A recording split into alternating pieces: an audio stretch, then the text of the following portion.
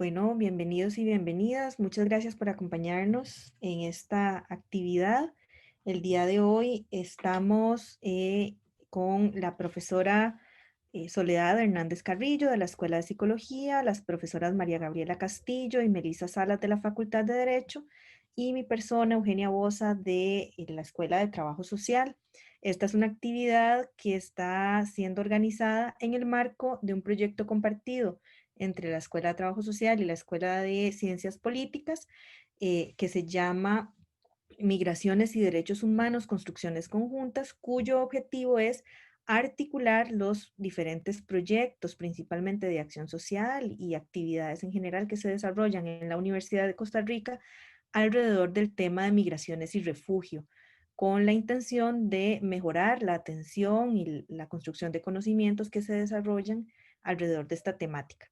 La intención del día de hoy es poder conversar alrededor de temas vinculantes y centrales, alrededor del tema de eh, población migrante, refugiada, las implicaciones que tiene la pandemia y toda la organización social alrededor de ella en el tema de migraciones y refugio.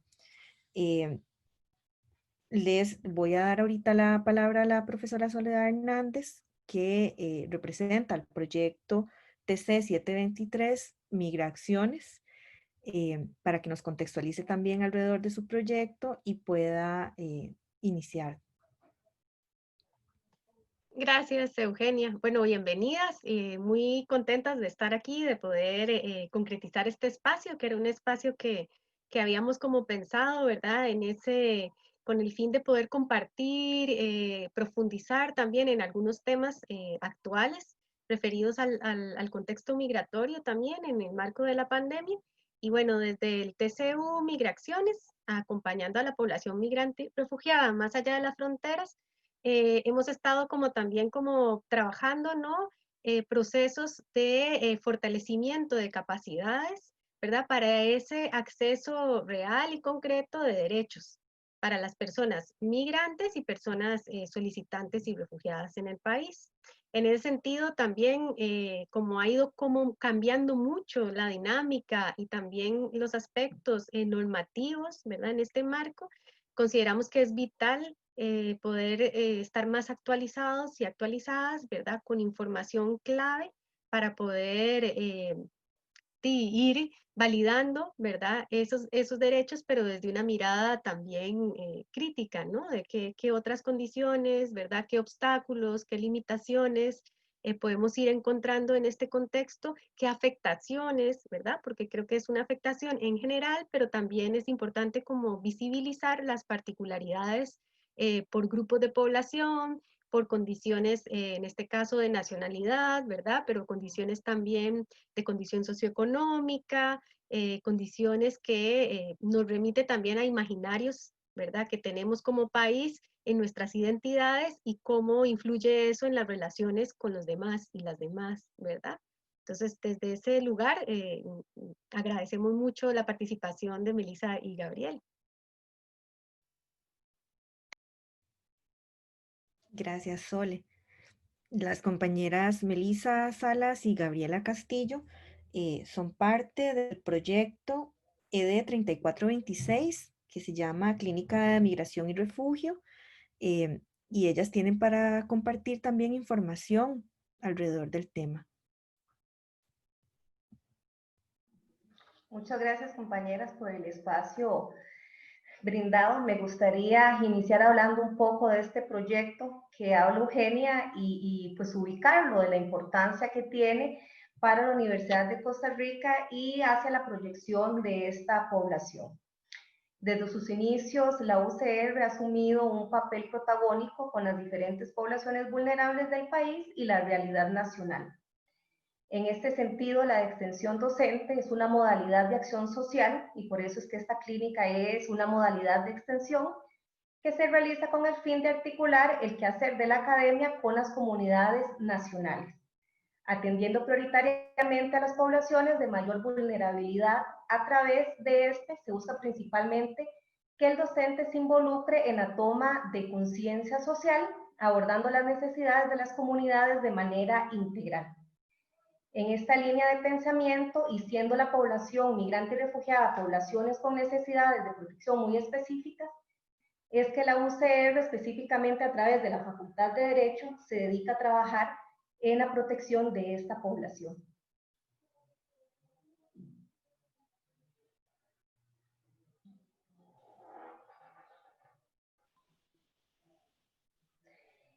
¿A quiénes pueden beneficiar este proyecto? Pues está pensado para los solicitantes de refugio, víctimas de trata de personas, víctimas de tráfico de migrantes, vulnerables, personas en riesgo de apatridia.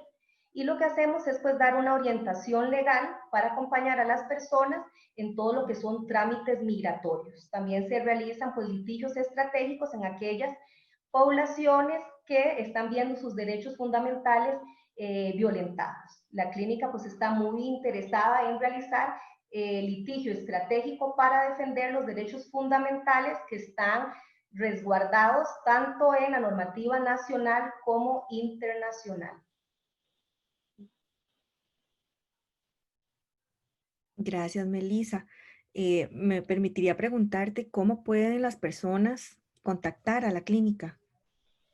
La clínica en este momento, justamente por todas las medidas que se han tenido en tiempos de COVID, no está dando una atención directa, es decir, presencial a la población, pero sí la clínica, a pesar de estar físicamente cerrada, está trabajando, estamos trabajando. Nos pueden contactar a través del 25 11 15 50, que es el teléfono de la clínica que está dirigido a los teléfonos particulares de las abogadas. Nos pueden ubicar a los correos institucionales que serían melissa.salas@ucr.ac.cr y también a través de nuestra página de Facebook que se llama Clínica de Migración y Refugio UCR. Muchas gracias, Melissa. No sé si antes de como comenzar con el planteamiento de los ejes temáticos que queríamos abordar, María Gabriela, si querés como presentarte también. Bueno, mucho gusto a todos. Yo soy parte de las abogadas que trabajan en la clínica actualmente, soy parte del cuerpo de docencia también de la Facultad de Derecho, donde me desempeño sobre todo como profesora en la sede de Guanacaste y acá en el apoyo en la clínica en la sede Rodrigo Fácil. Yo pues soy de formación abogada, tengo experiencia trabajando en temas de derechos humanos y derecho internacional, donde también he tratado de especializarme en la parte de mis estudios. Actualmente dentro de la clínica, bueno, entre la profesora Melissa Salas y mi persona, hemos estado tratando de atender a todas las personas que nos han consultado. De hecho, ha sido un periodo satisfactorio, un poco extraño trabajando a distancia, pero realmente estamos creo que muy complacidas porque hemos encontrado la forma de trabajar a través de medidas tecnológicas y tratar de alcanzar a nuestra población meta. En ello, pues la página de Facebook que inauguramos este año, así como los correos electrónicos y obviamente los medios telefónicos, han sido una herramienta fundamental. Entonces sí invitamos a todas las personas que por favor nos contacten. Nosotros hacemos el esfuerzo más grande de poder contestar y atender a todas las consultas, entonces que no duden en escribirnos, ya sea por correo electrónico o por la página de Facebook, como mencionó la profesora Melissa. Importante agregar que todos los servicios que se hacen desde la clínica son totalmente gratuitos, ¿verdad? Que es un servicio que la Universidad de Costa Rica realiza para la comunidad migrante, solicitante de refugio y refugiada, y que estos beneficios consisten en la realización de trámites migratorios para los solicitantes de refugio, asesoría general en cualquier aspecto legal, y obviamente lo que les decía anteriormente, todo lo que es litigio estratégico cuando solicitantes de refugio, refugiados o migrantes, independientemente de su condición, ya sea regular o irregular, están viendo violentados sus derechos fundamentales. Gracias, Melissa. Sí, un poco como la propuesta, ¿verdad? También de habilitar este medio de intercambio, de comunicación, de difusión, tiene que ver con esto, ¿no? ¿Qué pasa con la acción social y las distintas problemáticas que están pasando actualmente en este escenario, ¿no? Y a partir de ahí, nosotras nos preguntábamos, ¿no? Como cuál es nuestra realidad de procesos migratorios, porque ha habido siempre como mucho desconocimiento, mucha generación de mitos, y entonces nos parecía muy importante primero preguntarles sobre este proceso, ¿no? De contextualización de los procesos migratorios en el país, ¿no? Que tiene que ver, bueno, a veces hay narrativas que llaman, ¿verdad? Casi a un tema de inundación, invasión, ¿verdad? Entonces, como también delimitar eso y poder como posicionar, bueno, cuál es nuestra realidad, ¿verdad? Actual. Y también en el marco de la pandemia ha habido una serie de medidas que generan también directrices, decretos, normativa que influyen en el ámbito migratorio. Entonces, también queríamos como un poco por ahí poder conocer un poco más sobre esas medidas desde que vinculan lo sanitario con lo migratorio, ¿no? Eh, en ese marco también pensábamos un poco, bueno, se ha visibilizado también que nuestro país contempla muchas poblaciones y personas que han estado habitando Costa Rica, trabajando, generando vínculos y lazos también culturales y laborales, pero en una condición migratoria irregular. Entonces, también nos preguntamos, bueno, ¿cuáles serían como las opciones? Y dentro de esas opciones de regularización migratoria, que podrían optar, ¿verdad? Personas que tienen tiempo de generar, ¿verdad? Un espacio de vida en Costa Rica y que de repente puede ser por desconocimiento o por otras limitaciones o obstáculos que podríamos también analizar aquí, les impiden, ¿no? Generar ese proceso de regularización de su condición, ¿no? De su estatus migratorio. Y esto nos lleva, bueno, cuáles son como estos obstáculos, ¿verdad? Y limitaciones que enfrenta la población migrante, solicitante y refugiada en este escenario tan incierto, muchos cambios, tan dinámico, ¿verdad? Y que implica como también la interacción de diferentes ámbitos, ¿no? Gracias. Entonces, quisiéramos como abrir ya la palabra a ustedes también, como para tener estos temas de conversación. Muchas gracias, Soledad. Entonces pasaremos a realizar una contextualización de lo que ha sido la migración previo a la alerta sanitaria. Posteriormente, pues hablarles un poco de toda la normativa que se ha dado en nuestro país, que de alguna manera impacta a la población refugiada, solicitante de refugio y migrante, para después hablar de los obstáculos. Listo. Entonces, más bien, si gustan, me voy a permitir yo iniciar un poquito con la contextualización. Para poder, digamos, alcanzar este objetivo, he preparado algunos datos. Y me parece súper interesante, Sole, que vos mencionas que nosotros usualmente tenemos estas narrativas, ¿no? Dentro de lo que son los periódicos, los medios de prensa, los discursos políticos que hemos tenido en las últimas campañas electorales, incluso que tenemos hoy en día en medio de este contexto migratorio, ¿no? Por todas partes escuchamos que los nicaragüenses o los extranjeros están utilizando los servicios que deberían ser para las personas costarricenses, que están agotando los medios que nosotros tenemos para atender a esta pandemia, que están utilizando los recursos. Y siempre cabe preguntarse, digamos, creo que siempre es un ejercicio que tenemos que hacer, es qué tan cierto es todo esto, ¿no? ¿Qué tan cierto es que las personas extranjeras nos están invadiendo? ¿Qué tan cierto es que las personas extranjeras están utilizando nuestros servicios y están excluyendo a la población costarricense? Y sobre todo, tal vez señalar que las personas extranjeras no son una carga para el país, sino más bien son un aporte que nosotros dejamos de ver muchas veces por estos discursos xenófobos o discursos de odio y olvidamos realmente lo que la población migrante en general, no solo la población nicaragüense, pero la población nicaragüense más que otras, porque es la población migrante más grande que tenemos en el país, nos traen, nos aportan y el apoyo, digamos, que significan para la economía de un país como el nuestro. Entonces, en este sentido, yo preparé una serie de datos que creo que nos ayudan un poco a desmitificar esta narrativa, este pensamiento. Y el primero es, bueno, señalar que prácticamente de los años 2000 y para el 2016, la población migrante se ha mantenido entre un 9 y un 10% de la población total del país. O sea que estamos hablando que en un país de 5 millones de personas, la población migrante como un todo, contando personas nicaragüenses, europeas, personas del Triángulo Norte, Colombia, Venezuela, son 440.109 personas aproximadamente. Este puede ser un número que ha variado en los últimos 4 años. Este dato es de la Encuesta Nacional de Hogares. Importante mencionar acá que fue utilizada por don Gustavo Gatica en una de sus investigaciones. Ahora, de estas 440.000 personas, que representan un 9% de la población, se nos indica que un 77% son de nacionalidad nicaragüense. Entonces, este es un hecho que no tenemos que olvidar. ¿Por qué? Porque las poblaciones migrantes, a pesar de ser simplemente un 10% de la población total, constituyen un 12% del total de las personas trabajadoras en el país.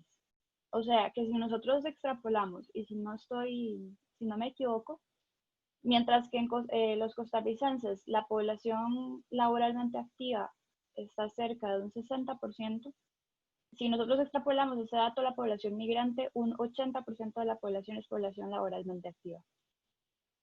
Ahora, lo que también nos lleva un poco a ver pues la injusticia social realmente que estamos viviendo en este momento, la desigualdad. ¿Por qué? Porque bueno, a pesar de que las personas trabajadoras migrantes o las personas migrantes, digamos, tienen un porcentaje más alto de personas en edad laboral activa, pues la realidad es que se ven mayormente o se ven más afectadas por el tema de la pobreza, ¿no? Entonces, por ejemplo, tenemos este dato que nos dice que mientras que un 22.69% de los hogares costarricenses están afectados por la condición de pobreza, en los hogares nicaragüenses ese porcentaje se eleva a un 28.67%.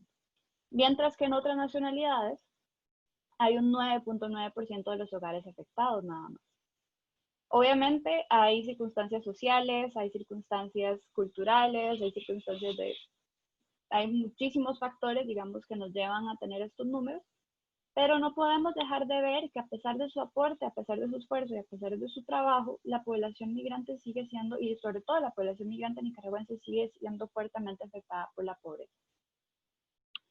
Ahora, nosotros tenemos una serie de mitos. Uno de los más claros es que la población migrante, sobre todo la población migrante nicaragüense, viene a Costa Rica y se aprovecha de la Caja Costarricense de Seguro Social, las mujeres, no, siempre el mito de que las mujeres nicaragüenses vienen a parir aquí, que las personas migrantes no pagan seguro y vienen y se aprovechan de los servicios de forma gratuita, ¿no? Que hay seguro para los nicaragüenses, pero no hay seguro para los chicos. Esa es la clase de comentarios que ustedes van a encontrar, desgraciadamente, en cada publicación de Facebook que mencione a una persona migrante. Y especialmente ahorita en tiempos de pandemia.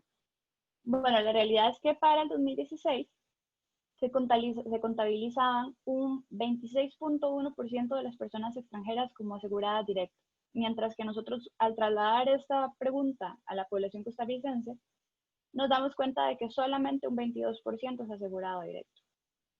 Y por otra parte, tenemos que un 12.32% de las personas extranjeras son aseguradas voluntarias, mientras que solamente un 8.72% de los costarricenses. Entonces aquí realmente hay que preguntarnos, bueno, ¿quiénes están aprovechando sin pagar del sistema de seguridad social, ¿no?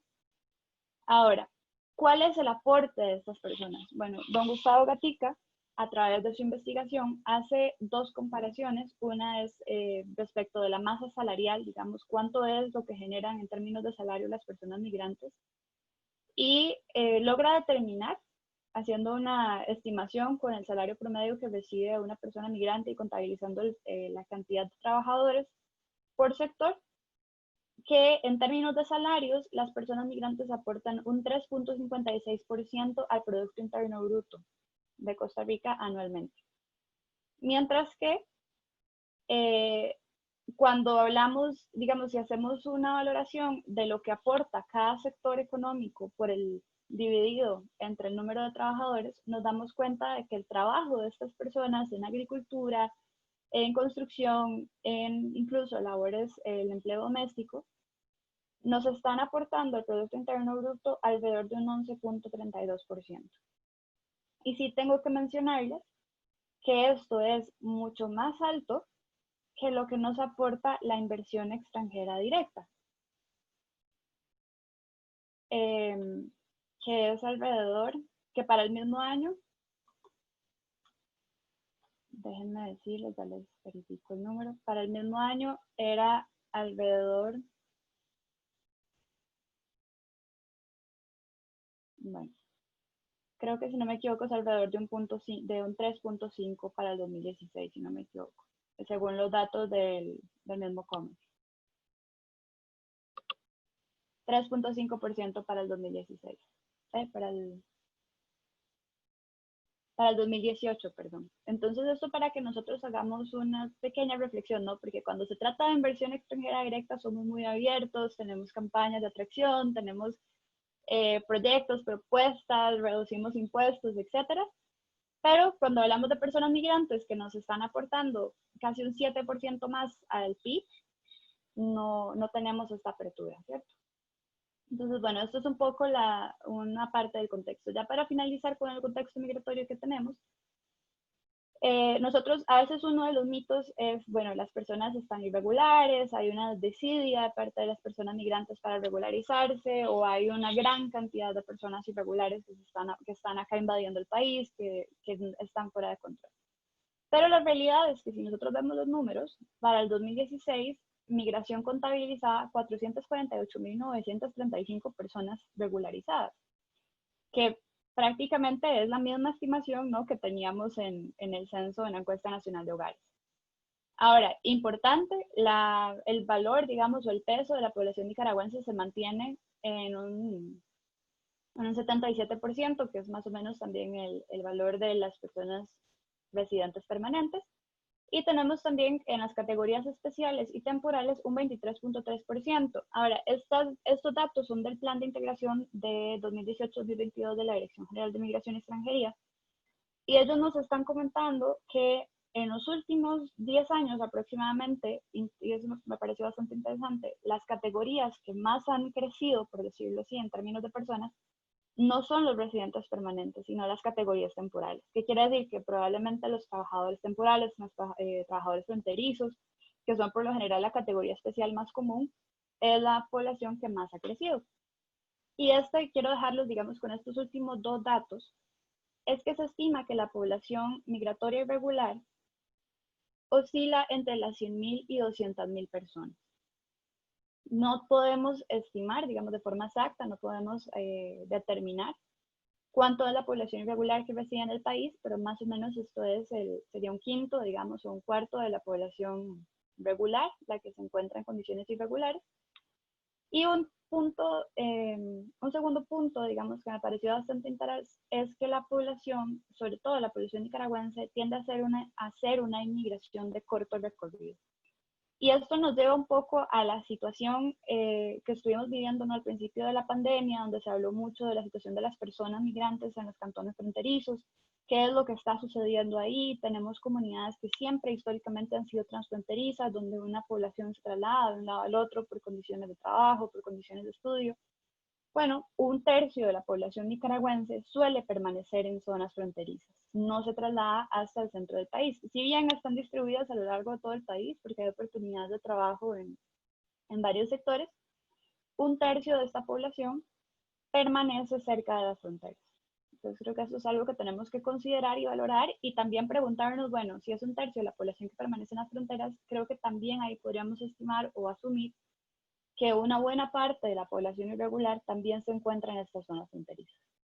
Lo que nos lleva, o se convierte también un poco en un círculo vicioso, respecto de las condiciones laborales y la situación esta que vimos a principio de año, ¿no?, de que hay una explotación de las personas y que ahora las intervenciones de migración han venido a cortar esta dinámica migratoria que ya se presentaba.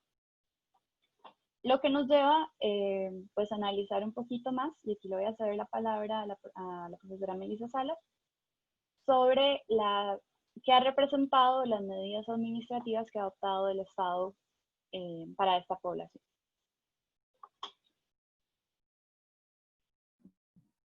Gracias, María Gabriela. Ante la emergencia nacional causada por el coronavirus, la cual fue declarada formalmente el día 17 de marzo por parte de las autoridades del gobierno central, se han emitido una serie de documentos por parte de distintas autoridades que se han materializado en protocolos, directrices y decretos. Específicamente de lo que va del 16 de marzo al 7 de julio, se han girado aproximadamente 23 regulaciones que vienen a impactar de manera directa a la población migrante, solicitante de refugio y personas ya refugiadas en nuestro país. Entre estos 23, pues me gustaría nombrar algunas de las más importantes por el impacto que han tenido. Por ejemplo, el protocolo que establece una serie de lineamientos para la atención de las personas que se presenten a las oficinas de la Policía Profesional de Migración y Extranjería, en donde se abarcan los lineamientos a seguir respecto a operativos policiales, control migratorio y deportaciones. También el protocolo que establece la restricción en el ingreso de personas extranjeras no residentes a nuestro país. Existe una resolución que abarca las variaciones y prórrogas de medidas administrativas referentes a los servicios públicos como la unidad de refugio, la gestión de migración y extranjería, los subprocesos de documentación, la unidad de visas, la Contraloría de Servicios y permanencia de la subcategoría migratoria de turismo. Existe también un decreto que amplía las medidas sanitarias en materia de migración. En este decreto se dice que el Ministerio de Salud es competente para adoptar las medidas de salud pública, y este decreto pues incluye impedir viajar, por lo que las personas no nacionales no pueden salir del país aún teniendo una categoría migratoria vigente, y si salen no pueden regresar hasta que las autoridades levanten esa alerta sanitaria. Y esto es importante aclararlo porque para muchas personas fue una prohibición, o más bien que trae como consecuencia el perder su documento en Costa Rica. Y esto no es así. En realidad el decreto lo que dice es que en el momento que sale, la persona se le va a dar un documento de que no puede ingresar nuevamente al país hasta que se levante esta alerta sanitaria. Aquí el tema es que no sabemos cuándo se va a levantar esa alerta sanitaria, ¿verdad? Pero si la persona por fuerza mayor decide tener que salir del país, pues que vaya tranquila que esto no le va a traer como consecuencia la pérdida de su documento migratorio en Costa Rica, ¿verdad? Y también tiene que tener claro pues que podría regresar al territorio nacional una vez que la alerta sanitaria sea levantada por las autoridades competentes. También actualmente está el decreto sobre medidas sanitarias en materia de migración con el fin de restringir el ingreso de turistas y transportistas de mercadería, también pues que ya hemos visto todas las consecuencias en el tema que este decreto ha traído. El decreto de medidas para el reforzamiento del control migratorio en el país, que en realidad lo que busca es un mayor control migratorio con el fin de evitar que personas extranjeras ingresen por lugares no habilitados o evadan el control correspondiente para el ingreso del país. Y finalmente hay un decreto sobre procedimiento por el cual las personas extranjeras pueden acceder al régimen de excepción para regularización migratoria en los sectores agropecuario, agroexportador y agroindustrial, ¿verdad? Que es uno de los últimos decretos. También se cuenta con un decreto en ese mismo sentido del año pasado, los cuales les cedo la palabra a María Gabriela para que explique qué es los detalles que nos habla este decreto. Estos, digamos, los decretos vamos a abarcar un poquito más adelante, como más en detalle, cuando hablemos también un poco de lo que son las opciones de regularización migratoria. Por ahora, de hecho, nos gustaría pues empezar un poco de cuáles son las opciones con las que cuenta una persona que reside en el país, digamos que se ha encontrado o que ha permanecido por condición irregular. A veces uno de los principales obstáculos para el tema de la regularización es la falta de conocimiento, ¿no? La falta de información respecto de cuáles son las opciones. Nosotros mencionábamos en un conversatorio anterior que no hay un derecho a migrar como tal, no hay un derecho humano a migrar, reconocido formalmente en lo que es la regulación internacional en la regulación internacional o en la regulación internacional de derechos humanos. Y esto implica que cada país tiene derecho a regular cómo va a atender o cuáles van a ser los límites o las condiciones bajo las cuales una persona puede ingresar a su territorio y puede permanecer en él. Entonces, la forma en la que a mí me gusta explicarlo, usualmente, para explicarlo en palabras sencillas, es que cuando nosotros queremos tener una condición migratoria, necesitamos tener un motivo para estar en otro país, ¿no? Ya sea que vamos de visita, que vamos a hacer turismo, o si queremos permanecer por más tiempo, pues una razón mucho más fundamentada. Entonces, digamos, las principales, estas no son las únicas, realmente las categorías migratorias de las que dispone el país son bastante amplias. Y un consejo general es siempre acérquense, indaguen y busquen cuáles son las opciones, porque las opciones migratorias usualmente vienen dadas por las condiciones personales y las condiciones sociales y las condiciones económicas que tiene una persona. Entonces, acá les trajimos, digamos, las opciones de regularización, por decirlo así, más generales y las más interesantes, digamos, dado el contexto actual que tenemos. En este sentido, la profesora Melissa va a abarcar lo que sería la residencia por vínculo, el proceso de naturalización y las solicitudes de refugio. Y yo finalizaría la exposición con la parte de los permisos laborales y los detalles, digamos, de lo que sería el decreto del sector, de los decretos agro que han creado una categoría excepcional en estos últimos 2 años. Gracias, María Gabriela. Empezamos con una de las categorías que son muy solicitadas aquí en nuestro país, que es la residencia por vínculo, ¿verdad? Obviamente con la misma palabra lo dice, que tenemos un vínculo con un costarricense. Entonces, ¿quiénes podrían solicitar esta residencia? Aquellas personas que tengan un vínculo con costarricense, puede ser su padre, su madre, su hijo, ¿verdad? O hija menor de edad, o si ya es mayor de edad, pero es una persona con algún grado de discapacidad, también los hermanos menores o hermanos mayores, que también sea una persona con discapacidad. En el caso de los hermanos o hijos mayores de costarricense, que sean personas con discapacidad, deberá demostrarse la misma mediante un dictamen médico, ¿verdad? Y certificación de que efectivamente esta persona o hijo mayor de edad tiene pues esta condición de discapacidad. Esta residencia se tramita ante la Dirección General de Migración y Extranjería.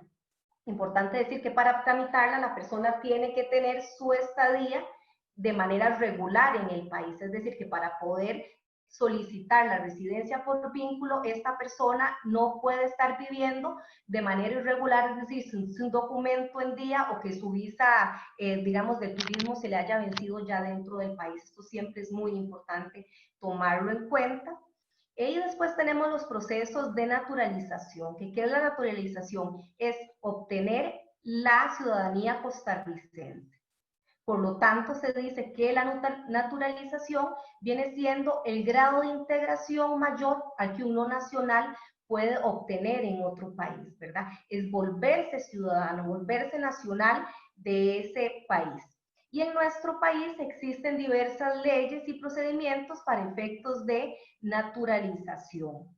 No vamos a ver cada uno de estas leyes y procedimientos de manera detallada porque realmente esto es como la naturalización, un tema que podríamos abarcar en una única charla, ¿verdad? Pero está la posibilidad de naturalizarse con hijos de padres que son extranjeros nacidos en Costa Rica, ¿verdad? También la naturalización de hijos de padre o madre costarricense por nacimiento nacidos en el extranjero.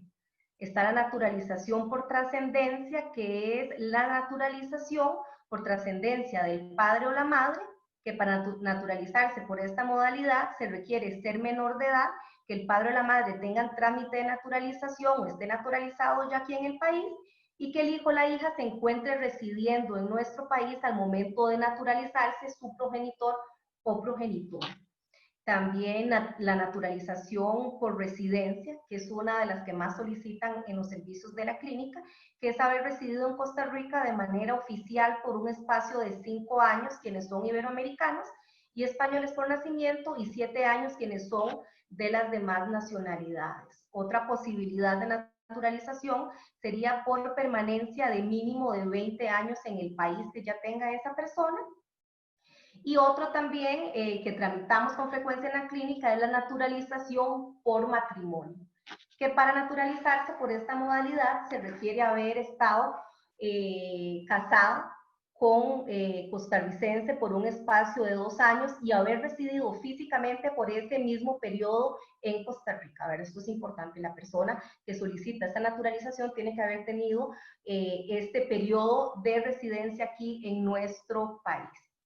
Y finalmente, otra de las maneras por las que se puede regularizar es mediante las solicitudes de refugio, ¿verdad?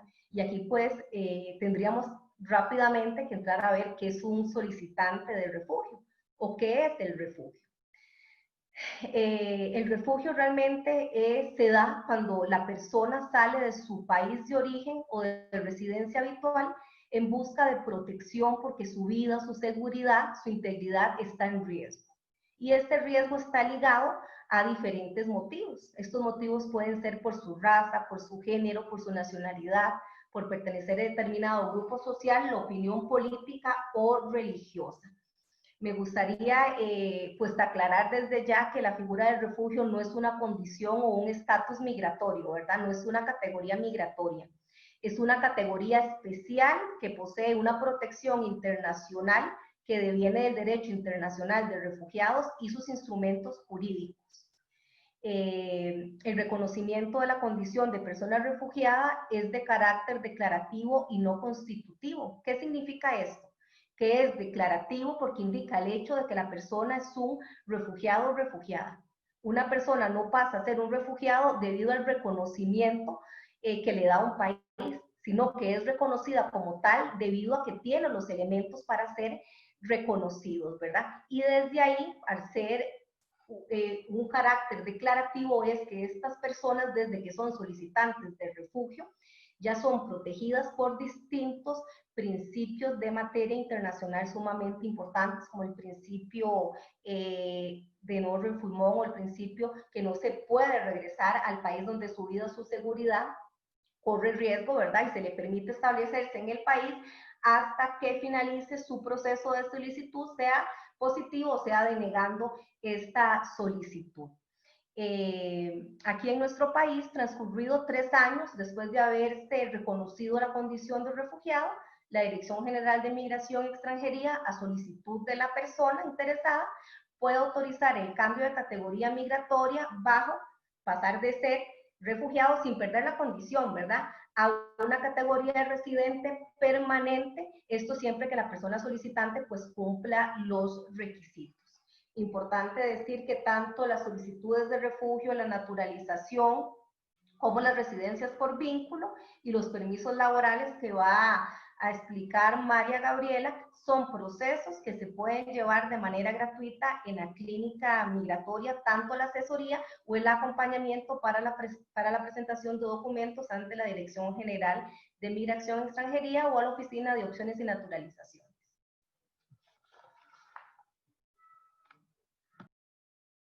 Bueno, ahora vamos a hablar un poquito, digamos, de lo que son los permisos laborales. Como bien nos explicaba la profesora Melissa, cada una de las categorías, ¿verdad?, tiene un vínculo, una razón de ser.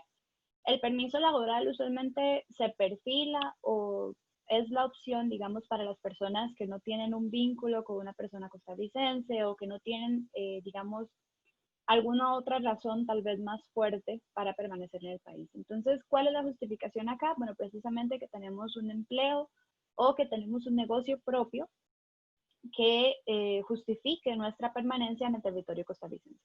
Entonces, ¿qué personas, digamos, podrían aplicar a un permiso laboral? Bueno, fácilmente las personas que se encuentran empleadas con otra persona, es decir, que le trabajan directamente a una persona. Eso suele ser el caso de las personas empleadas domésticas, o, por ejemplo, asistentes personales, personas que se encargan de labores de cuidado.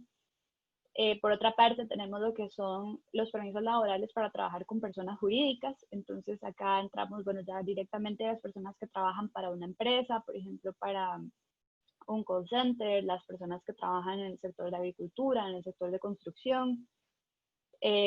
También lo que son digamos que pueden trabajar en empresas, digamos, por ejemplo, Intel, Intex, son personas que han tenido que trasladarse de un país a otro para asumir posiciones de gerencia o tal vez son trabajadores técnicos muy específicos. Y realmente la labor que nosotros desempeñamos va a ser el punto clave a la hora de solicitar un permiso laboral. Porque los permisos laborales o la migración laboral tiene un objetivo que es precisamente apoyar el crecimiento económico y el desarrollo económico del país. Entonces, el país siempre va a estar interesado, en este caso Costa Rica, en atraer la mano de obra que necesita en los diferentes sectores que no logra conseguir o que no logra llenar con las personas costarricenses. Entonces vemos, por ejemplo, también lo vimos ahora al inicio de la pandemia, cómo el sector agricultura e incluso el sector construcción se ha pronunciado sobre el tema de cierres de fronteras porque esto está impactando la cantidad de mano de obra disponible en población migrante, que es usualmente la que suele asumir este tipo de tareas. Y esto acá me parece tal vez interesante mencionar, siguiendo con los datos del 2016, que, por ejemplo, para el sector agricultura, reportamos, el sector agricultura, el sector construcción y el sector de trabajo en hogares son los sectores donde más se reportan personas extranjeras trabajando, con 39.000, 38.000 y 36.000 personas respectivamente. Aproximadamente, digamos, no son los números exactos, pero más o menos esos son los datos que manejamos.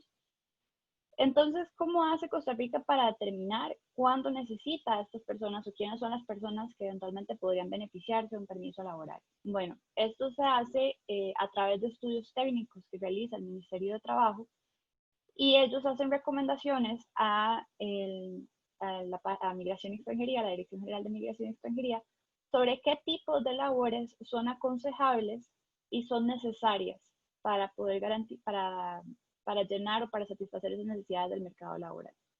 Entonces ustedes de hecho pueden consultar estos resúmenes técnicos que usualmente son de carácter anual que emite el Ministerio de Trabajo en la página web de la Dirección General de Migración y Extranjería. Ahora, ¿qué requisitos necesita una persona para poder solicitar un permiso laboral?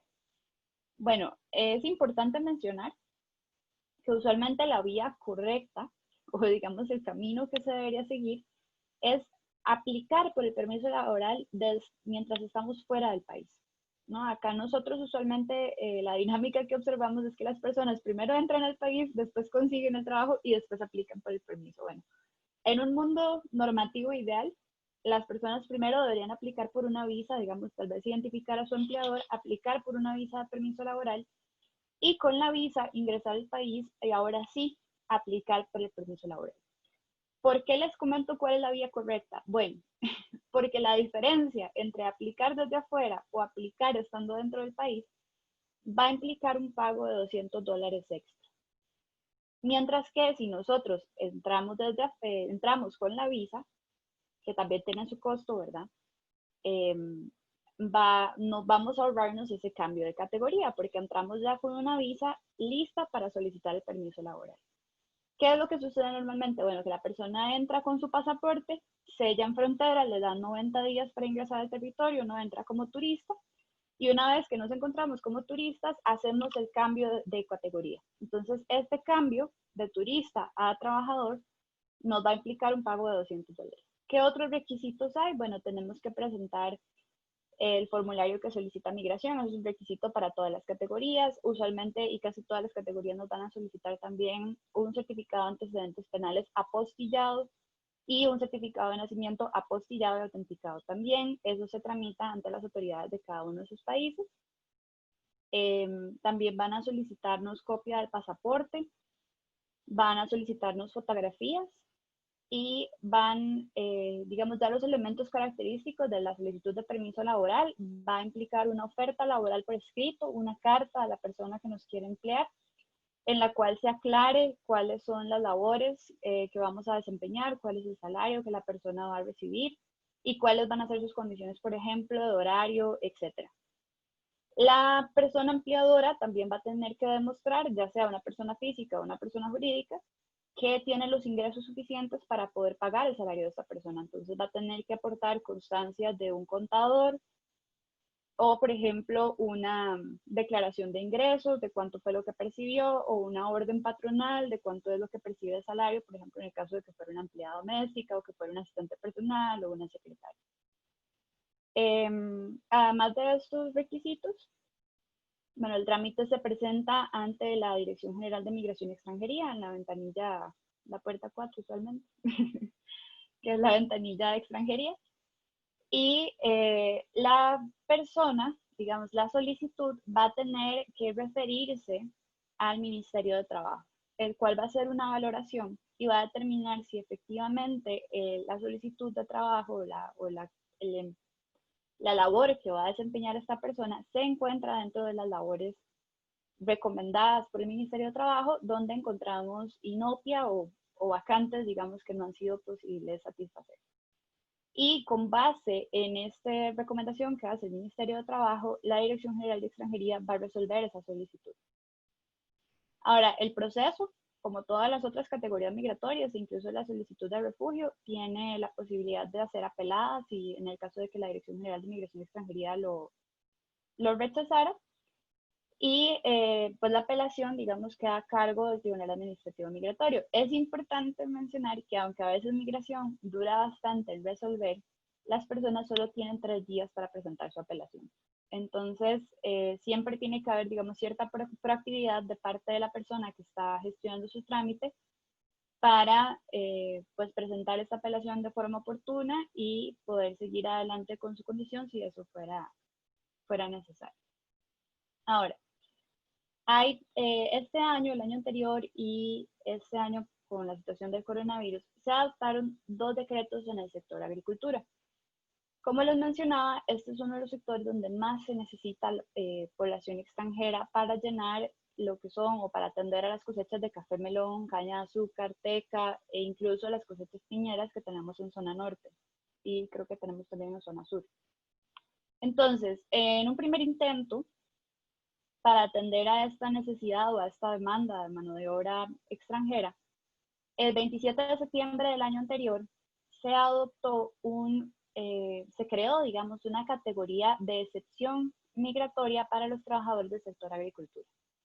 El objetivo era alcanzar a unas 40.000 personas y las personas, digamos, que podían aplicar a esta categoría tenían que haber ingresado al país entre el 1 de enero del 2016 y hasta el 31 de mayo del 2019. O sea, teníamos esta restricción limitada, digamos, temporal, y el costo de este proceso migratorio, digamos que es bastante excepcional, es exclusivamente de $60.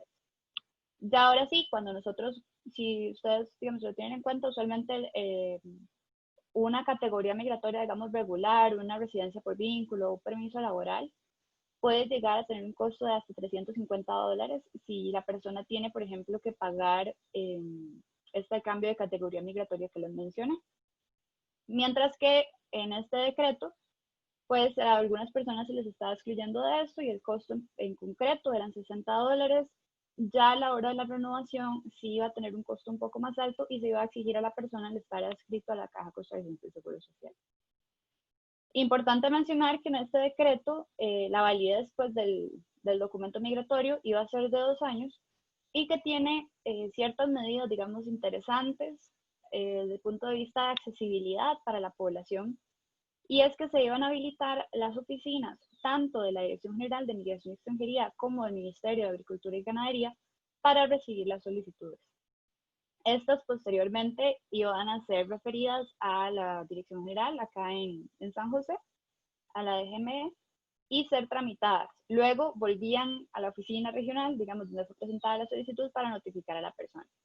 Otro punto interesante es que acepta varios documentos para acreditar la identidad, no solo el pasaporte oficial. Entonces, acepta el pasaporte consular, el pasaporte oficial y, si no me equivoco, también la cédula de la persona. Ahora, pues este decreto pasó, ¿verdad? Llegamos a la situación que tenemos actual en el 2020. No sé si ustedes han tenido la oportunidad de ver algunas noticias, pero incluso se mencionó que no se alcanzó la meta de 40.000 personas.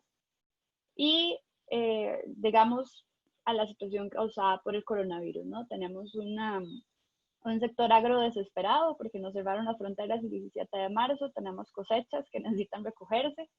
Creo que la próxima, de hecho, es la cosecha de café, que ahorita incluso están haciendo un llamado a los costarricenses para que se incorporen a la recolección.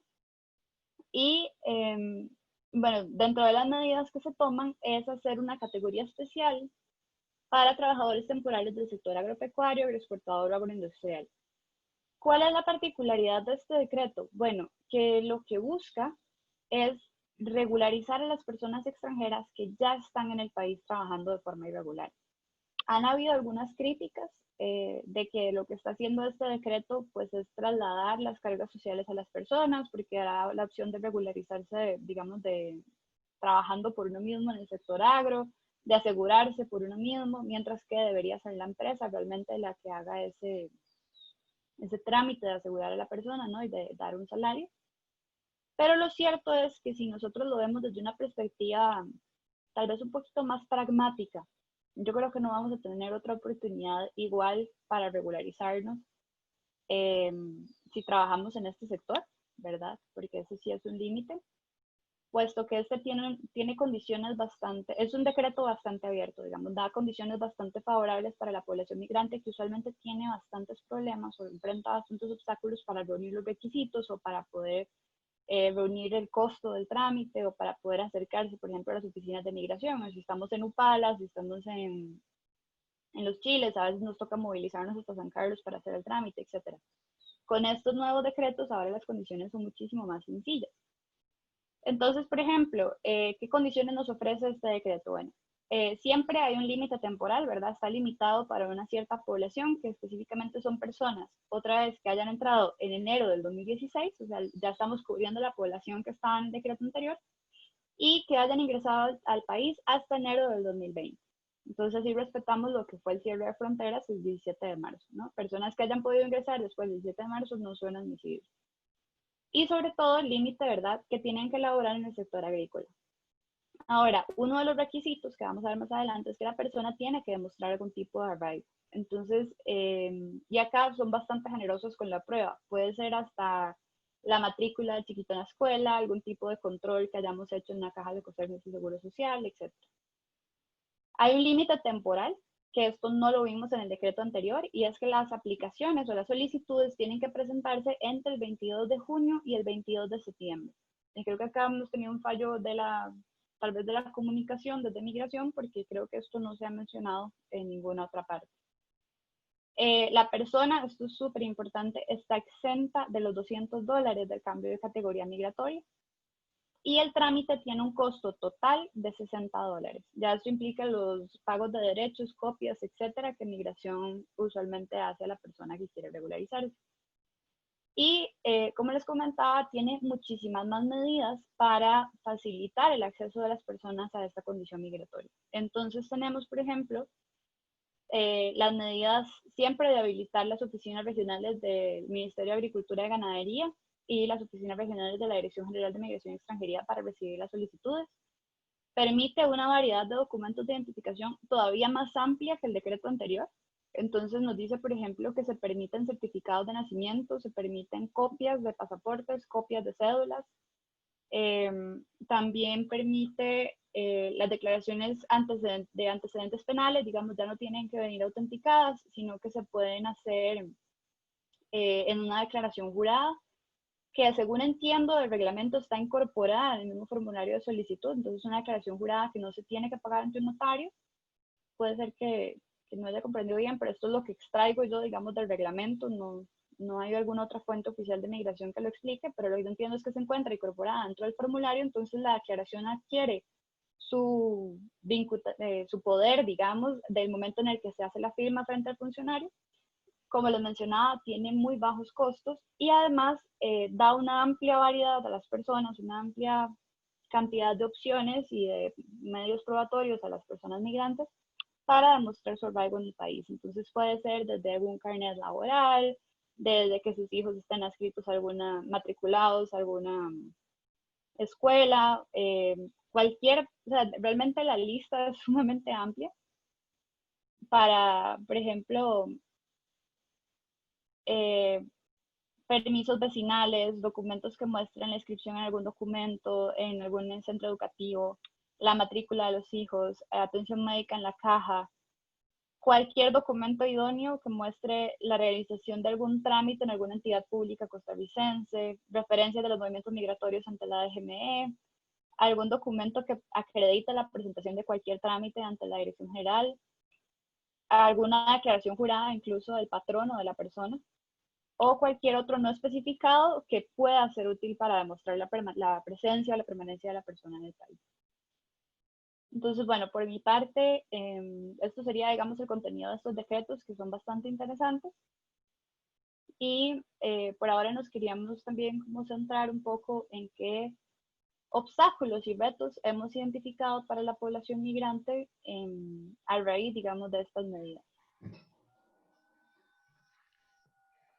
Sí, muchas gracias, Gabriela. Dentro de los problemas que se han podido percibir, ¿verdad? Es que, bueno, tenemos que partir que el reforzamiento del control migratorio siempre debe ser respetuoso del derecho internacional de los derechos humanos. Si bien es cierto, Costa Rica tiene la potestad soberana para aplicar el control y la aplicación de las leyes, las medidas que se adapten en tiempos de crisis deben ser temporales, apegadas a derechos razonables y proporcionales al fin que se busca, ¿verdad? No podemos olvidar que la mayoría de la población migrante, así como se contextualizó desde el inicio actual, en nuestro país reside en Costa Rica con anterioridad a la crisis actual, ¿verdad? Por lo tanto, son personas sujetos a derechos fundamentales independientemente de la condición migratoria en que se encuentren. La clínica ha observado y tomado acción específica en temas como la decisión del área de salud de los Chiles de imponer al personal de salud la obligación de solicitar la presencia de la fuerza pública para prestar atención a pacientes indocumentados, ¿verdad? Siendo esta medida que afecta a mujeres embarazadas, a la niñez, a población adulta mayor, que están especialmente protegidos por instrumentos no solamente nacionales, sino también internacionales. La clínica ha estado pendiente de la situación que se vive en el centro de detención de migrantes, ¿verdad?, en tiempos de COVID, para conocer las condiciones en que están estas personas detenidas y el acceso a los derechos fundamentales que estas personas tienen. Dentro de los obstáculos que vemos es la imposibilidad actual de realizar algunos trámites migratorios por el cierre de la Dirección General de Migración y Extranjería, el atraso para dar seguimiento a trámites migratorios que están presentados desde tiempos antes de la crisis sanitaria, ¿verdad? Y las constantes prórrogas de no reapertura en los servicios de migración. Pues actualmente se espera que se puedan reiniciar en el 18 de septiembre, ¿verdad? Esperemos a ver si no hay nuevamente una prórroga para atrasar esta apertura.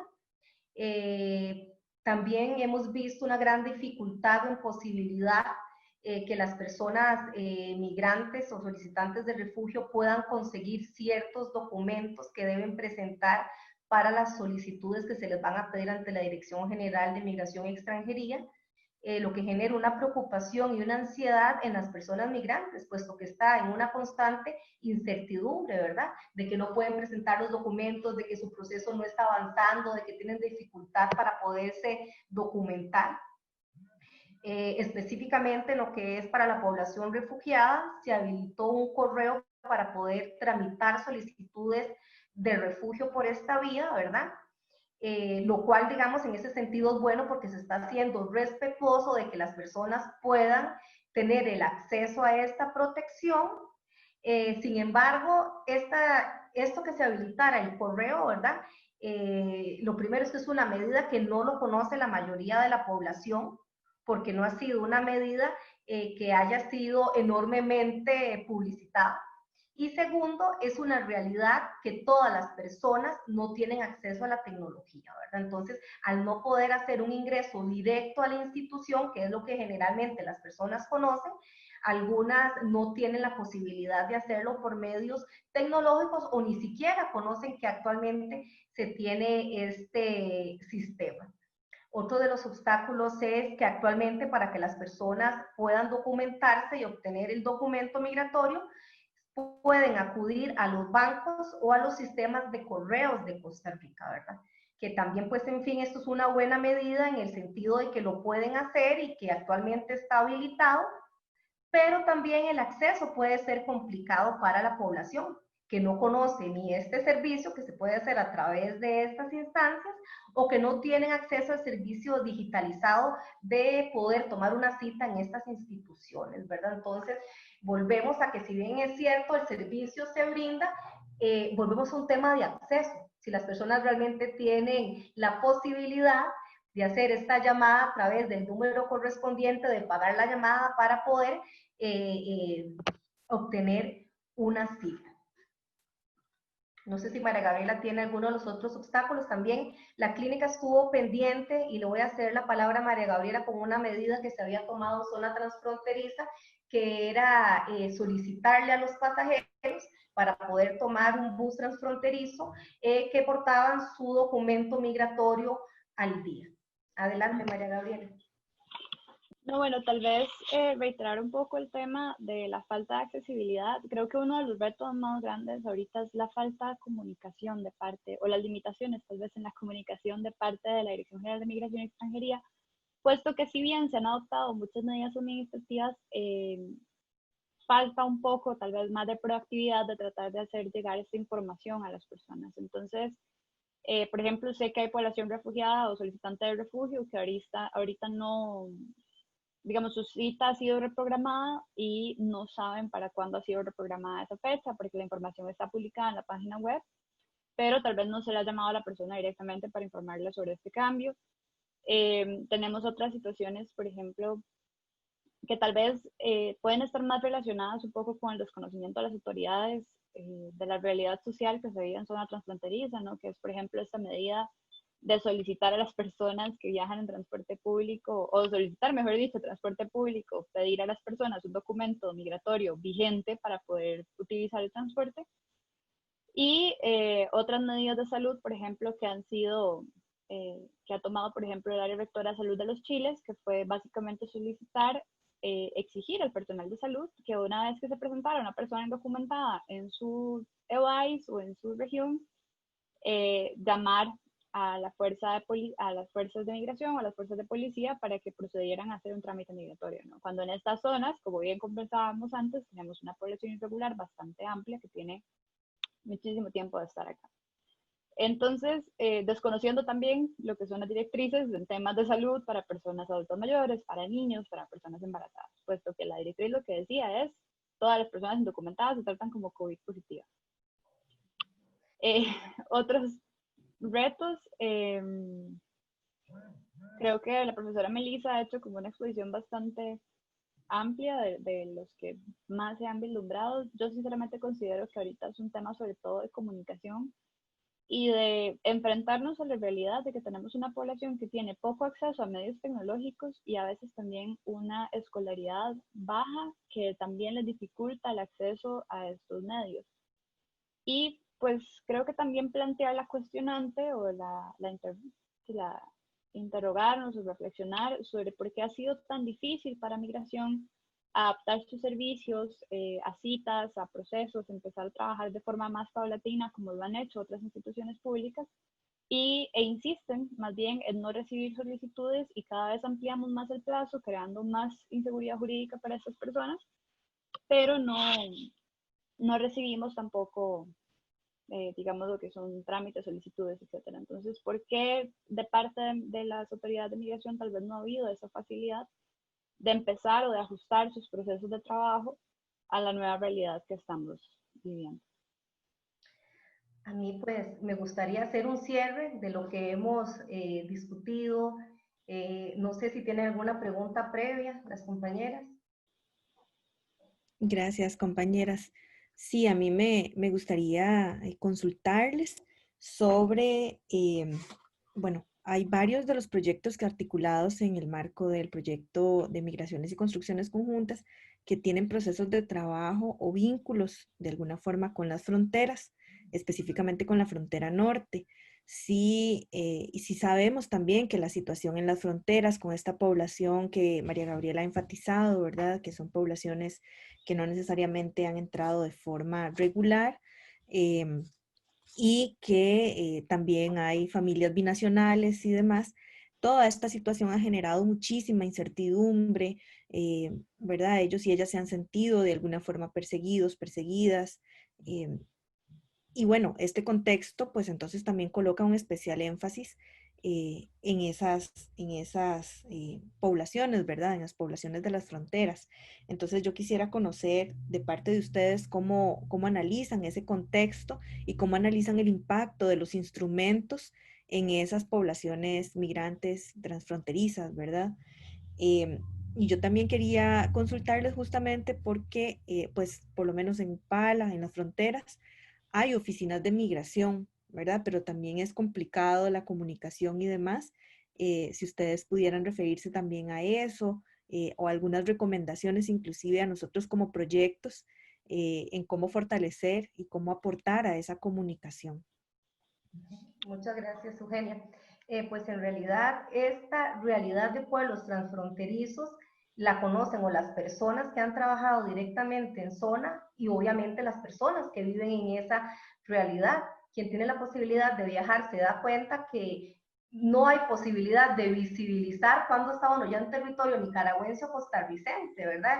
Realmente es a través de un árbol o ya una casa está a un lado Costa Rica y hacia el otro lado Nicaragua. Entonces las relaciones humanas, las relaciones sociales, las relaciones culturales, las relaciones económicas de esta zona, en realidad es una realidad bastante desconocida para las personas que no vivimos en la zona o que no se ha trabajado en la zona, ¿verdad? Entonces, para esas poblaciones ha sido especialmente difícil porque es que desde de la noche a la mañana esta sinergia acostumbrados a tener, ¿verdad? De toda una vida, de pasar de un lado a otro, de venderse productos, de adquirir productos, de saludarse, de convivir, de alguna manera se quieren regularizar, ¿verdad? Y principalmente son víctimas de todas las manifestaciones xenófobas y sentimientos de odio que muchas veces en este tiempo de pandemia hemos visto resurgir, incluso lamentablemente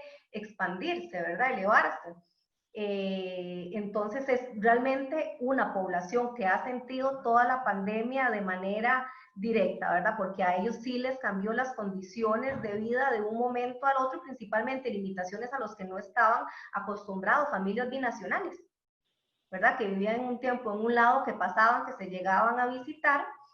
Entonces, por eso es importante tener la empatía y conocer de esas realidades para saber que a veces las tomas de decisiones no son tan sencillas porque se está desconociendo una realidad que impacta directamente al ser humano.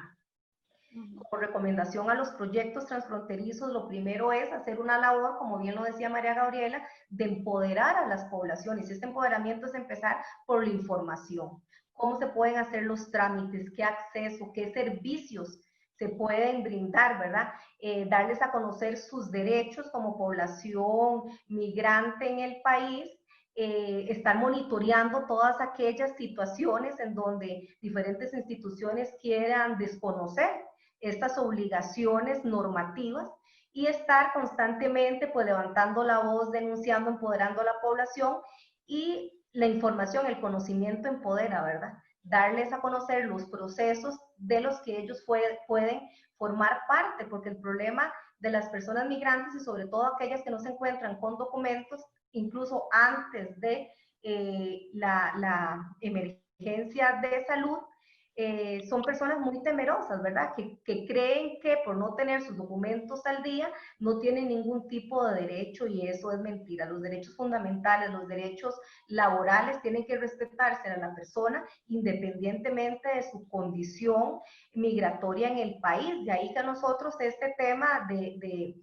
haber pedido que las personas que no tenían documentos se llamara a la fuerza pública antes de atención, realmente era contradictorio con toda la protección, no solamente internacional, sino de la misma Costa Rica, porque el acceso a la salud es reconocido a la sala constitucional es directo al acceso a la vida. Ahí tenemos una interrelación entre ambos derechos, ¿verdad? Y la vida es un bien jurídicamente tutelado muy amplio por el ordenamiento jurídico costarricense. Entonces, desconocer esa realidad no es posible ni siquiera en tiempos de crisis sanitaria.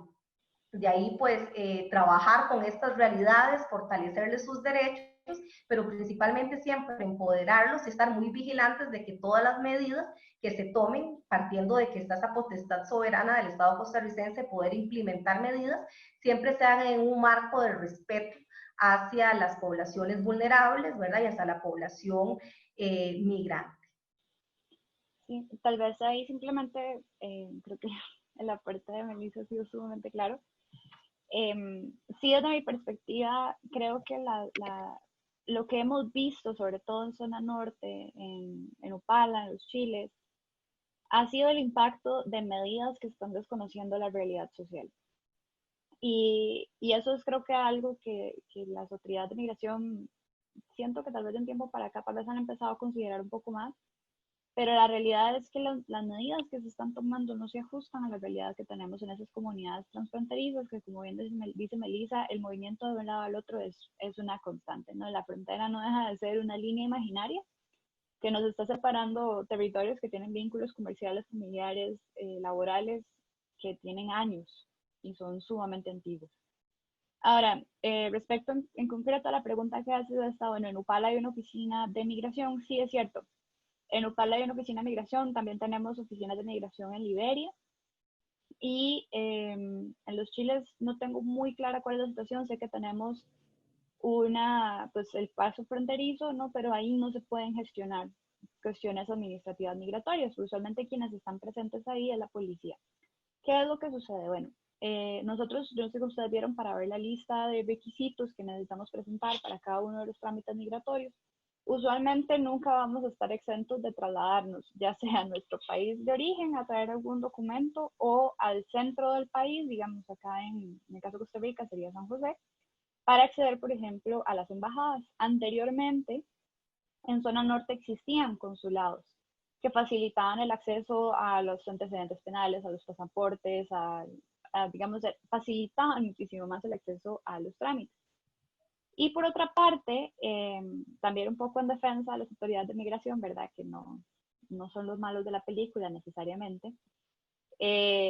Sí tenemos conocimiento de que hay una sobrecarga de labores para el personal que está en frontera.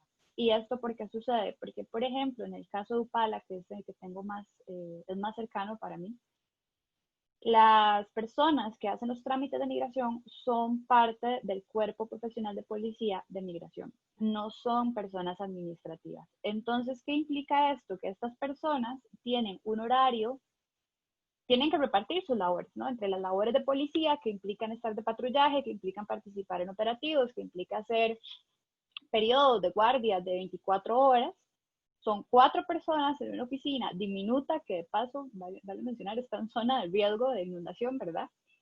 Está a la par del río prácticamente, que se sale una vez al año. Y además de esto, ellos tienen que asumir las labores administrativas, ¿no? Que implica recibir solicitudes, gestionar notificaciones, preparar expedientes, enviarlos a San José y, bueno, en este caso creo que se envían a San Carlos y recibirlos e informar a las personas que están presentando. ¿Qué implica esto en términos prácticos? Bueno, que las oficinas de migración en Upala trabajan en un horario de 8 a 12, creo que exclusivamente los martes y los jueves. Entonces esto claramente nos disminuye la accesibilidad, la facilidad de los trámites, el acceso a información, el acceso a un montón de cosas. Y siempre destacando que las personas que laboran en esta oficina, porque las conozco, son pues bastante anuentes, digamos, a apoyar a la persona, a apoyarlos en el trámite, a facilitarles la información, pero también tienen una labor de policía que no pueden desconocer, que a veces implica que la oficina esté cerrada sin mayor aviso. Entonces, digamos, esta es una de las realidades que vivimos en frontera. Lo que va a implicar que la persona nos va a tener que gastar unos 20,000 colones mínimo para poder a veces viajar a San José a acceder a su permiso, a acceder a los documentos que requiere o acceder a alguna información necesaria para poder tramitar su gestión. Por otra parte, por ejemplo, en lo que es en el caso de Upala, las personas se tienen que trasladar a Bijagua, más o menos es como una hora en bus para poder tomarse las huellas digitales, que es uno de los requisitos de migración también. En el caso de los chiles tienen que viajar hasta San Carlos. En el caso de Guanacaste, digamos, como las situaciones en Liberia es un poco más sencillo, lo que no deja, digamos, lo que no implica desconocer tampoco que hay personas que tienen que viajar a veces hasta 3 horas para poder acceder a la oficina de migración en Liberia, ¿verdad? No, aunque creo que sí hay oficinas en otros puntos de Guanacaste, sobre todo oficinas portuarias, pero creo que administrativa como tal solo está en Liberia. Entonces, estas, digamos, son algunas de las barreras de acceso. ¿Cuáles son otras barreras de acceso? Bueno, los temas de costos. Las personas, pues como les digo, reunir $350 de buenas a primeras no es sencillo, especialmente cuando somos personas irregulares. ¿Por qué? Porque las condiciones laborales que usualmente tenemos no se ajustan ni siquiera al salario mínimo que nos tienen que pagar, ¿verdad? Entonces, reunir este dinero suele ser un reto ya por sí bastante grande. Ojalá seamos una persona, una familia de 4. Lo vuelve todavía más retador. Hay un punto interesante y es que, Soledad, me parece que lo estabas preguntando, la persona a veces para regularizarse, especialmente cuando estamos hablando de residencias por vínculo, no tiene que estar regular en el país. Eso es algo muy importante y que a veces se nos olvida, e incluso a veces como abogados uno se va hacia el pie de la letra. Y de hecho estuve la explicación, un conocimiento que se lo debo a una persona de migración. Ellos me explicaron que cuando una persona está irregular en el país puede regularizarse y de hecho aconsejan no salir del país, puesto que si la persona pone el sello en su pasaporte, digamos, entra como turista nuevamente, ahí sí va a tener que cancelar los $200. Entonces, eso es un punto, digamos, que tenemos que tener en cuenta. Si la persona ya está dentro del país, que gestione su trámite, trate en la medida de lo posible de no salir, claramente no utilizar puestos irregulares tampoco, ¿verdad? Porque estaríamos en una infracción migratoria. Pero hay otros medios, usualmente tenemos canales de comunicación con las personas que están en Nicaragua o tenemos acá las embajadas y los consulados que nos pueden permitir gestionar las cosas desde acá. Eso. Muchas gracias, Gabriela y Melissa. Bueno, un poco como que esto abre, ¿verdad? Muchas preguntas, ¿verdad? Muchas situaciones también como más particulares por localidad, por región, por dinámica. Y entonces, bueno, nos daría como para hacer muchas sesiones, pero por tiempo también, por el respeto al tiempo, por el tema de que podamos como generar también más espacios de discusión, de conversación e intercambio. Primero que nada, para nosotras agradecerles su dedicación, el espacio, la información, ¿verdad? Los aportes. Y bueno, creo que para todas es reposicionar, ¿verdad? Y sí, que somos una sociedad y un país diverso, ¿verdad? Desde sus inicios, ¿verdad? No hay una identidad única, sino que somos heterogéneos y compartimos diálogos, raíces, ¿verdad? Culturales, sociales, económicas, ¿no? Múltiples. Y entonces yo creo que sí, es sumarnos al llamado que planteó Melissa, ¿no? De cómo poder generar espacios de respeto, de solidaridad, ¿verdad? Y más anuentes a construcción, más que a generar acciones de destrucción del otro, ¿verdad? De estereotipos y de odios, ¿no?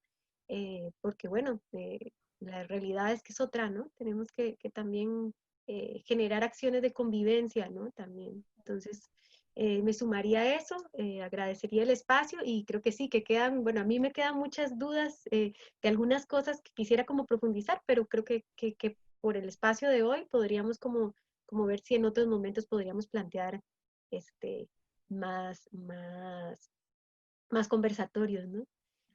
Muchas Sí. gracias, Soledad Eugenia, por el espacio. Cuenten con eso, ¿verdad? Con la posibilidad de realizar junto a la clínica más actividades de manera conjunta. Sí me gustaría solamente, antes de finalizar, que reflexionemos que los migrantes en general han sido una de las poblaciones más afectadas por la pandemia.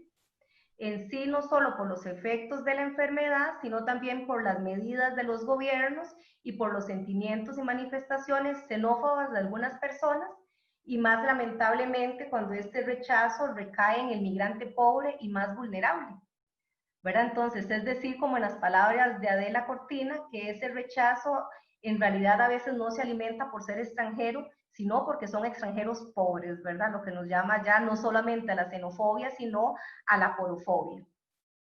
También hemos hablado de varios obstáculos, pero no me gustaría cerrar sin hablar de ciertas medidas que también le aplaudimos al Estado costarricense, por ejemplo, que es haber permitido el ingreso al país tanto a personas nacionales como extranjeras que tenían un estatus migratorio otorgado por migración como residentes temporales o permanentes, que salieron del país antes del 24 de marzo, ¿verdad? Para que siendo costarricenses o residentes pudieran retornar al territorio nacional debido a que estuvieron fuera antes de que se cerraran la frontera, ¿verdad? Que fueron respetuosos no solamente con nacionales, sino también con los residentes del país. La posibilidad que se abrió a través del bono proteger, que podían acceder a aquellas personas que se vieron limitados sus ingresos económicos por la pérdida o reducción de jornadas laborales, al cual tuvo acceso tanto la población costarricense como los extranjeros que tenían una condición migratoria regular, y posponer la fecha del cobro de la multa a las personas extranjeras y todo el procedimiento para la persona extranjera bajo el régimen de excepción para regularizar los sectores del agro que ya se explicó ampliamente por María Gabriela. Entonces debemos reconocer que las consecuencias de las pandemias han sido sentidas en todo el mundo, independientemente de la nacionalidad, independientemente de la condición migratoria, ¿verdad? Tenemos que partir que nadie se enferma de manera voluntaria, ni tiene sentido a estas alturas andar buscando culpables o tratar de encontrar un chivo expiatorio al tema de la pandemia, ¿verdad? Porque esto es una enfermedad que sorprendió a toda la humanidad en este año 2020. Pero entonces tenemos siempre que estar muy conscientes de cosas que son muy obvias, pero que a veces no son tan fáciles de entender o no queremos entender. Y tenemos que partir que se debe reconocer que tanto la contribución de los nacionales como de los migrantes será parte esencial en la recuperación de los impactos socioeconómicos de la pandemia, la parte ya post-pandemia más bien, que nos vamos a tener que unir todos como país para realmente salir fortalecidos en este proceso de construcción social, valorando el aporte que hacemos costarricenses como extranjeros en el movimiento económico, social y cultural de Costa Rica.